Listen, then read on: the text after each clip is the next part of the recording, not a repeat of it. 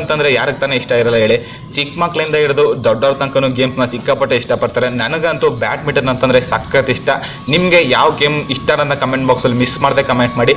ನಾನು ಏನಕ್ಕೆ ಇವತ್ತು ಗೇಮ್ಸ್ ಬಗ್ಗೆ ಮಾತಾಡ್ತಾ ಇದ್ದೀನಿ ಅಂತಂದರೆ, ನಮ್ಮ ಜಪಾನ್ ದೇಶದ ರಾಜಧಾನಿ ಟೋಕಿಯೋದಲ್ಲಿ ಇವತ್ತು 32nd ಒಲಿಂಪಿಕ್ಸ್ ಗೇಮ್ ಶುರು ಆಗ್ತಿದೆ.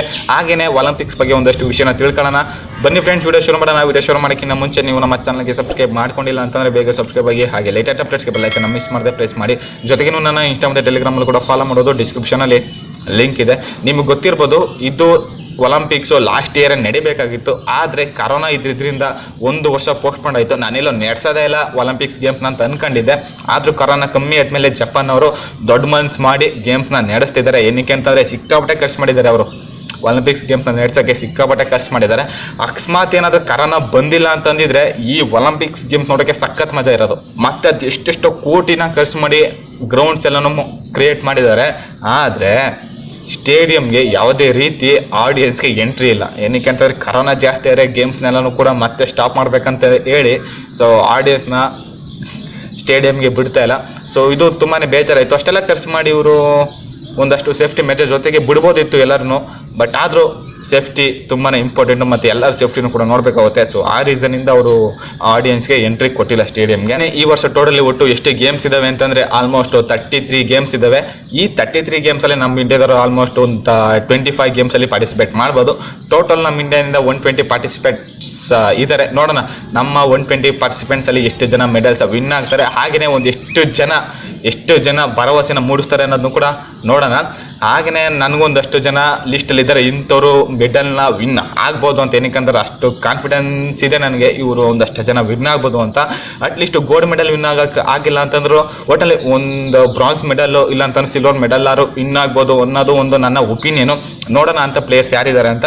ಅದ್ರ ಜೊತೆಗೆ ನಮ್ಮ ಇಂಡಿಯನ್ ಹಾಕಿ ಟೀಮು ಕೂಡ ಈ ಟೈಮು ಒಲಿಂಪಿಕ್ಸಲ್ಲಿ ಪಾರ್ಟಿಸಿಪೇಟ್ ಮಾಡ್ತಿದೆ. ನಾನಂತೂ ಈಗರಾಗಿ ವೇಟ್ ಮಾಡ್ತಾ ಇದ್ದೀನಿ. ನಮ್ಮ ಹಾಕಿ ಗೋಲ್ಡ್ ಮೆಡಲ್ ಗೆದ್ದು ತುಂಬಾ ವರ್ಷಗಟ್ಟಲೆ ಆಗ್ಬಿಟ್ಟಿದೆ. ಸೊ ಮೇಜರ್ ಜಾನ್ ಚಂದ್ ಮತ್ತು ಆ ಪೀರಿಯಡ್ ಇದ್ದಾಗ ಸೊ ಅದ್ರ ಮಜಾನೇ ಬೇರೆ. ಏನಕ್ಕೆ ಅಂತಂದರೆ ಆವಾಗ ನಮ್ಮ ಇಂಡಿಯಾ ಮೇಲೆ ಒಂದು ದೇಶ ಒಂದು ಗೋಲ್ ಹೊಡೆಯೋಕ್ಕೆ ಹಾಕಲಿ 26 ವರ್ಷ ಟೈಮ್ ತಗೊಳ್ತಂತೆ.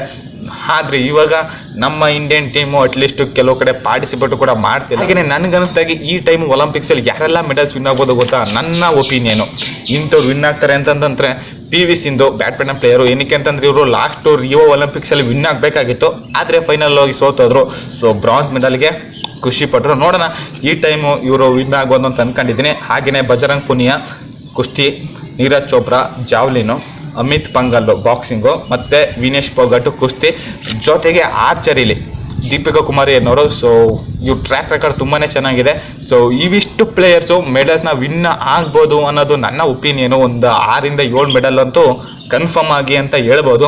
ನೋಡೋಣ, ಆದರೆ ಕೆಲವೊಂದು ಟೈಮಲ್ಲಿ ಏನಾಗುತ್ತೆ ಏನೋ ಗೊತ್ತಾಗಲ್ಲ. ಸೊ 7ಕ್ಕಿಂತ ಜಾಸ್ತಿ ಬರ್ಬೋದು, ಇಲ್ಲ ಅಂತಂದ್ರೆ 7ಕ್ಕಿಂತ ಕಮ್ಮಿ ಬರ್ಬೋದು. ನೋಡೋಣ ಆದರೆ ಈ ವರ್ಷ ಎಷ್ಟು ಜನ ಮೆಡಲ್ಸ್ ವಿನ್ ಆಗ್ತಾರೆ ಅಂತ. ಒಲಿಂಪಿಕ್ಸ್ ಬಗ್ಗೆ ನಾನು ತುಂಬಾ ಮಾತಾಡಬೇಕು. ತುಂಬ ಮಾತಾಡ್ತಾ ಹೋದರೆ ವಿಡಿಯೋ ತುಂಬ ಲೆಂತ್ ಆಗುತ್ತೆ. ನೋಡೋಣ ನೆಕ್ಸ್ಟ್ ಇನ್ಯಾವಾಗ ಟೈಮ್ ಸಿಕ್ಕಾಗ ಒಲಿಂಪಿಕ್ಸ್ ಬಗ್ಗೆ ಒಂದಷ್ಟು ಸಪ್ರೇಟ್ ವಿಡಿಯೋನೇ ಮಾಡೋಣ. ಹಾಗೆ ನಮ್ಮ ಫ್ರೆಂಡ್ಸ್ ನಿಮಗೆ ವಿಡಿಯೋ ಇಷ್ಟ ಆಗಿರೋ ಈಗಲೇ ಒಂದು ಲೈಕ್ನ ಮಾಡಿ.